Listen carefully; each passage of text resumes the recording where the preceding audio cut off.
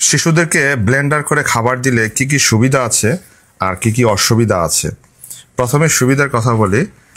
আমাদের মায়েরা মনে করে থাকেন শিশুকে ব্লেন্ডার করে খাবার দিলে অনেকগুলো খাবার একসাথে দিতে পারবেন এবং আমার শিশু সহজে খেতে পারবে এবং সময়টাও বেঁচে যাবে। এটা আসলে সম্পূর্ণ ভুল পদ্ধতি। সুবিধার চেয়ে অসুবিধাই সবচেয়ে বেশি। এক নম্বর অসুবিধা হচ্ছে আল্লাহ তাআলা আমাদের শিশুদের দাঁত দিয়েছেন চিবিয়ে খাওয়ার জন্য। ব্লেন্ডার করে খাবার দিলে সেক্ষেত্রে শিশুরা চিবিয়ে খাওয়ার অভ্যাস তৈরি হয় না। 2 নম্বর অসুবিধা হচ্ছে ব্লেন্ডার করে খাবারে বিভিন্ন খাবারের কম্বিনেশন থাকে, শিশুরা এক একটা খাবারের টেস্ট এবং ফ্লেভার পায় না। এতে করে শিশু খাবার প্রতি অনীহা তৈরি হয়। 3 নম্বর হচ্ছে খুবই গুরুত্বপূর্ণ, শিশুদের রক্তে আয়রনের মাত্রা কমে যায়, অর্থাৎ রক্ত স্বল্পতা হয়। কেন হয় এটারও ব্যাখ্যা আছে। 1 নম্বর হচ্ছে ব্লেন্ডার করে খাবার দিলে সেখানে খাবারের ঘনত্ব কমে যায় এবং সেখানে ক্যালোরির মাত্রা কমে যায়।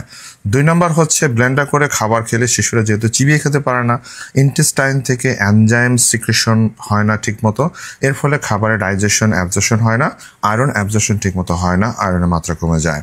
3 নম্বর হচ্ছে ব্লেন্ডার করে খাবারে ভিটামিন সি এর পরিমাণ কমে যায়। ভিটামিন সির কাজ হলো আয়রন অ্যাবজর্পশনে হেল্প করে।